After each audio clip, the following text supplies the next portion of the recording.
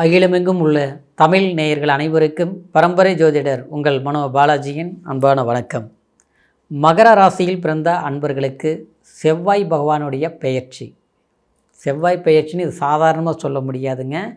இது பஞ்சமகா புருஷ யோகங்களிலே ருச்சக யோகம்னு ஏற்படுத்தக்கூடிய இந்த செவ்வாய் பகவானுடைய பெயர்ச்சி உங்களுடைய ராசியில் தாங்க உச்சம் அடைவார். அந்த மாதிரி ஒரு அற்புதமான அந்த ருச்சக மகா ராஜயோகம் ஏற்பட போகுதுங்க.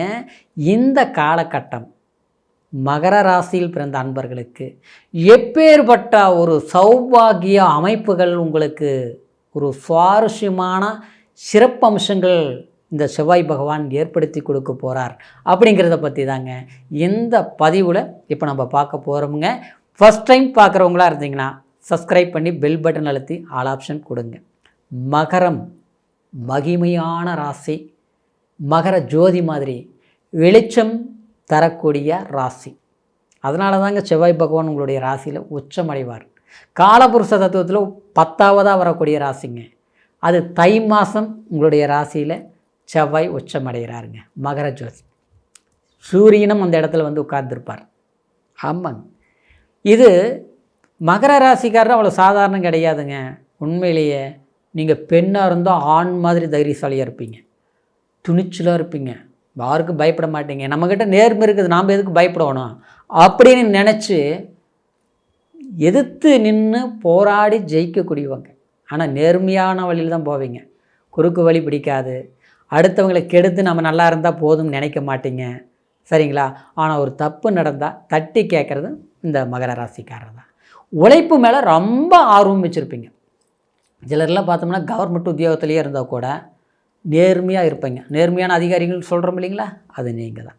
அரசியல் இருந்தாலும் வாழ தெரியாமல் வாழுவாங்க. எப்படின்னா சம்பாதிக்க தெரியலம்பாங்க. இல்லை, தெரியும், ஆனால் பண்ண மாட்டீங்க. அது மட்டும் கிடையாதுங்க. நீங்கள் வந்து ஒரு குடும்பத்து மேலே ரொம்ப பொறுப்பாக அக்கறையாக இருந்து நேர்மையான வழியில் ஒழுக்கமான முறையில் வழி நடத்துவீங்க. அதில் மகர ராசிக்காரர் ரொம்ப இருக்கும்.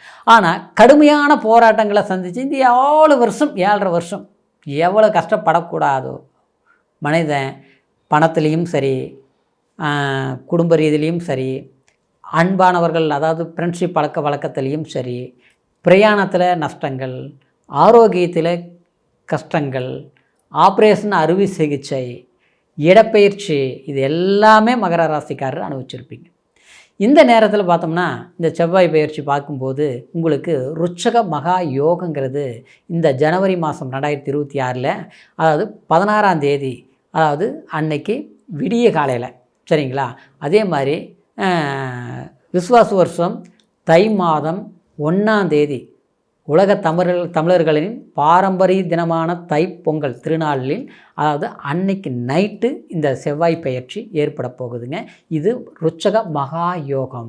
அப்போது உங்களுக்கு ஒரு பலம், ஒரு வலிமை, ஒரு அதிர்ஷ்டம், தன்னம்பிக்கை, விடாமுயற்சி எல்லாமே ஏற்கனவே எடுத்ததெல்லாம் விட்டுருக்கேன். ஆனால் இப்போ உங்களுக்கு அந்த எடுத்த முயற்சிகளால் சக்ஸஸ் அடைய போகிறீங்க. தன்னையே அறியாமல் சில சாதனைகள் உங்களை தேடி வரப்போகுது. கண்டிப்பாக வாழ்க்கையில் பங்கங்கள், பழிகள், கடன் சுமைகள், இது எல்லாத்துக்கும் பட்ட ஒரு கஷ்டத்துக்கு ஒரு அங்கீகாரம் கடவுள் உங்களுக்கு அதுக்கு உண்டான ஒரு பரிசு. அப்படின்னா அது வேலையினால் வரலாம் இல்லையா? வந்து வேலை நல்லா இருக்குங்க, சுமாராக இருக்குது, அந்த வேலையில் பிரச்சனையாக இருக்குது, அந்த பிரச்சனையில் தீர்ந்துடும். புதுசாக ஒரு வேலை தொடங்கணும்னு நினைக்கிறீங்களா? கண்டிப்பாக தொடங்கலாம். அது மட்டும் கிடையாது. ஒரு தொழில் நம்ம செய்துட்ருக்குறோம், ரொம்ப டல்லாக போயிட்டுருக்குதுங்க, நஷ்டம் மேலே நஷ்டமாகுதுங்க, கஷ்டம்ங்க, என்னங்க பண்ணுறது, கடன் ஆகிப்போச்சு, இந்த வேலையினால் சரியிருந்தால் மட்டும்தான் நான் சாதிக்க முடியும். இந்த நேரத்திலிருந்து உங்களுக்கு அது வெற்றியாகும், சரிங்களா? இன்னொரு பார்த்தோம்னா கல்வினால் ஒரு மாணவி மாணவர்கள் இருக்கிறாங்கன்னு வச்சுங்களேன். படிச்சுட்ருக்குறவங்க முதல்ல நல்லா படிப்பு இருந்தது, இப்போ பார்த்தா படிப்பு டல்லாக இருக்குது. படிப்பு சரியா படிப்பு முடித்து வேலை இல்லாமல் கஷ்டப்படக்கூடியவங்களுக்கு ஒரு அரசாங்க வேலை வாய்ப்பே கூட நிச்சயமாக உங்களுடைய பிறப்பு ஜனன ஜாதகமும் சாதகமாக இருந்ததுன்னா இந்த மாதிரி காலகட்டத்தில் ஏற்கனவே நம்ம எக்ஸாம் எழுதணும், பணம் கட்டணும், வேலை கிடைக்கல, முயற்சி எடுத்தும் நடக்கலை, அடுத்தவங்க சிபாரிசு சொன்னாங்க, கடைசியில் பாதியில் விட்டுட்டாங்க, எனக்கு வேலை கிடைக்குமா, இது நல்ல பிடிச்சமான வேலை கிடைக்குமா அப்படின்னு எதிர்பார்க்குறவங்களுக்கு நினச்ச வேலை கிடைக்கும், சிறப்பாக கிடைக்கும். அப்புறம் சிலர் வந்து ஒரு கம்பெனியில் வேலை செஞ்சிட்ருக்குறோம், நமக்கு இருக்கிற திறமைக்கு தகுந்த மாதிரி இல்லைங்க, படிப்புக்கு தகுந்த மாதிரி வேலை இல்லை, படித்தது ஒன்று இப்போ சம்மந்தமில்லாத வேலை செஞ்சிட்ருக்கிறேன், அது பார்த்தாலும் அலைச்சலாகவே போயிட்டுருக்குது, ஒரு இடத்துல நிரந்தரமாக இல்லை, போகும்போது வேலை நல்லா இருக்குதுங்க, ஆனால் போன பிறகு பார்த்தோம்னா ஏதாவது ஒரு பிரச்சனை வந்துடுது, அப்போ அங்கே வேலை இல்லாமல் போகுது, இல்லையே இடம் மாற வேண்டிய சூழ்நிலை வருது, இப்படிலாம் போயிட்டே இருக்குதுங்க. அப்படிங்கிறவங்களுக்கு இந்த ருட்சக யோகத்தால் நிரந்தரமான ஒரு வேலை வாய்ப்பு கண்டிப்பாக கிடைக்கும். சிலருக்கு வெளிநாடு போகணும், வெளி வர்த்தக தொழில் செய்யணும், தொலைத்தொடர்பு தொழில் செய்யணும் அப்படின்னு நினைக்கக்கூடியவங்களுக்கு கடந்த காலத்தில் ஏற்பட்ட தடைகள் இல்லாமல் இந்த பயிற்சினால் கண்டிப்பாக புதிய வேலை வாய்ப்புகள் நிச்சயமாக உண்டாகும். இன்னொன்று பார்த்தோம்னா, கும்ப ராசியில் பிறந்தவங்களுக்கு பொறுத்த வரைக்கும் அன்பு மேலே அதிகமான அக்கறை இருக்கும். சரிங்களா? நீங்கள் விட்டு கொடுத்து ஒரு பெண் ஜாதகமாக இருந்தால் கணவர் மேலே ரொம்ப பாசம் வச்சுருப்பீங்க. ஆனால் அதுக்கு தகுந்த மாதிரி வாழ்க்கையில் சில போராட்டங்களை அனுபவிச்சிருப்பீங்க. அதான் பழமொழி சொல்லுவாங்க இல்லையா, நினச்சா வாழ்க்கை ஒன்று, அமைஞ்ச வாழ்க்கை ஒன்று. அந்த வாழ்க்கையை அப்படியே சரிப்படுத்தி அப்படியே கொண்டு போனாலும் பார்த்தா பிரச்சனையாகவே இருக்குது. பிரச்சனைகள் தீருமா, இல்லை மறு வாழ்க்கை எதிர்பார்க்குறோம், கிடைக்குமா, நடக்குமா, இந்த மாதிரி ஒரு சூழ்நிலையில் எதிர்பார்த்துட்டு இருக்கக்கூடிய மகர ராசி அன்பர்களுக்கு தெய்வாம்சம் பொருந்திய ஒரு அற்புதமான ஒரு பாக்கியமான இந்த ருட்சக யோகம் உங்களுடைய வாழ்க்கைக்கு இருக்கக்கூடிய கஷ்டத்தை கண்டிப்பாக தீர்த்து வைப்பார். அப்போ நீங்கள் என்ன பரிகாரம் பண்ணணும்? இறைவனுக்கு ஒரு பிராயச்சித்தம் பண்ணுங்க. முருகருடைய அதாவது திருஅடி கோயிலுக்கு போய், பழமை வாய்ந்த கோயிலாக இருக்கணும். சரிங்களா? அதாவது ஒரு பழமையான கோயில், ஏதோ ஒரு புகழ்பெற்ற கோயிலுங்கிறது ஒன்று தூரமாக இருந்தால், பழமை பொருந்திய கோயில் முருகர் கோயில் இருக்குதுன்னா அந்த கோயிலுக்கு போய் செவ்வாய்க்கிழமை நாளில் போய் கையெடுத்து வணங்கி கும்பிட்டு கொஞ்ச நேரம் உட்காந்து எந்திரிச்சு வாங்க. கண்டிப்பாக நல்லாயிருக்கும். சரிங்களா? குருபலம் இல்லை, கொஞ்சம் எல்லாமே கை கட்டினது வாய் கட்டல, அதெல்லாம் விட்டுருங்க, இது மட்டும் பண்ணுங்க, நல்லாயிருக்கும். விரைய செலவு அப்படின்னா ஒரு வீடு கட்டலாம்னு நினைக்கிறவங்க கண்டிப்பாக ஆரம்பிங்க, செய்வீங்க. பூமி நிலம்பலம் வாங்கக்கூடிய ஒரு வாய்ப்புகள், பறக்க பாடுபட்டேன் படுக்க வாய் இல்லைங்கிற மாதிரி வாழ்க்கை போயிட்டுருக்குதுங்க, சரி வரும். எல்லாமே இருக்குது, ஆனால் நிம்மதி இல்லைங்க. நிம்மதி ஏன் இல்லை? காரணம் என்னென்னா, மற்றவங்களால் நமக்கு நிம்மதி கெட்டோம். புரியுங்களா? போயிட்டு இருந்த வழியிலே கரெக்டாக தான் போயிட்டு இருந்தது, திடீர்னு இடையில ஒரு குறுக்கு வந்தாங்க, அவங்க பண்ண சிக்கல்னால் நமக்கு இருந்த இடம் மாற்றம், அன்பால் சில பிரச்சனைகள், ஏமாற்றம், நம்மளை புரிஞ்சிக்கல, தடுமாற்றம், இதெல்லாமே சரியாகக்கூடிய காலகட்டம் இது. இன்னொன்று பார்த்தோம்னா, யாருக்கிட்டே பேசினாலும் கொஞ்சம் யோசித்து பேசுங்க. சரிங்களா? அன்பால் ஏமாற்றப்படலாம். அன்பை பேசுகிறாங்கன்னா அவங்கள நம்ப வேண்டாம். சரிங்களா? கொஞ்சம் யோசிச்சு, அன்பை பேசுகிறவங்களும் நம்ப வேண்டாங்கிறது தப்பு இல்லை, அதாவது கொஞ்சம் யோசித்து முடிவெடுக்கணும், ரைட்டாக தப்பா, தேவைக்கு பேசுகிறாங்களா, சிந்தித்து செயல்படுங்க. சரிங்களா?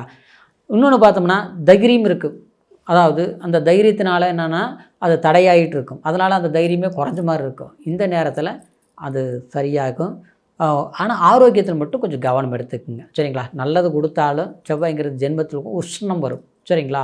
ஏதாவது கொஞ்சம் வேகமாக போகிறது வண்டி வாகனத்தில், அதெல்லாம் கொஞ்சம் கவனம் எடுத்துக்கோங்க. இது பிப்ரவரி மாதம் 23 வரைக்கும் தான். சரிங்களா? இந்த பயிற்சி நாள் ராஜ யோகங்கிற ஒரு நிலை, இதனால் உங்களுக்கு சில பலன், அதனால் உங்களுடைய வாழ்க்கையில் முன்னேற்றம், பெற்றவங்களுடைய அரவணைப்பு, கூட பிறந்தவங்களுடைய ஒரு ஒத்துழைப்பு, இதெல்லாமே இல்லைனாலும் நீங்கள் சாட்சி வந்துடுவீங்கிறது இந்த பாயிண்ட்டு. சரிங்களா? ஆனாலும் அதே நேரத்தில் உங்களுக்கு ஆதாயம், பூமியினால் ஆதாயங்கள் உண்டாகும். அன்பால் கணவன் மனைவி காதலர்களால் ஒரு ஒன்று சேரக்கூடிய புரிந்தவங்க, அதாவது ஒரு நன்மைகள், இதெல்லாமே கிடைக்கும். இந்த பலன் கோச்சார அடிப்படையில் நான் சொன்னதுனால, இருந்தாலும் பிறப்பு ஜனன ஜாதகத்தை ஒரு முறை பார்த்துக்குங்க. ஏன்னா ஜனன ஜாதகம் தான் உங்களுடைய லக்னம், தசாபுத்தி, உங்களுடைய செவ்வாய், உங்களுடைய ஜாதகத்தில் இந்த செவ்வாயுடைய பலம், யோகமாக அதிர்ஷ்டமாக எந்த மாதிரி ஒரு அமைப்பில் இருக்குதுங்கிறது உங்களுடைய பிறப்பு ஜனன ஜாதகத்தை பார்த்து தான் முழுமையாக தெரிஞ்சுக்க முடியுங்கிறதுனால, உங்களுடைய ஜாதகத்தை நம்மக்கிட்ட பார்க்கணும்னு நீங்கள் விரும்புனீங்கன்னா கீழே இருக்கிற நம்பருக்கு ஃபோன் பண்ணி உங்களுடைய date of birth, time, place மூணையும் தெரியப்படுத்தி பொறுமையாக இருக்கக்கூடிய நேரத்தில் அருமையாக உங்களுடைய ஜாதக பலன்களை கேட்டு தெரிஞ்சுக்கிட்டு, ஏதாவது சந்தேகங்கள் இருந்தாலும் அது தெளிவாக கேட்டு தெரிஞ்சுக்கலாங்க.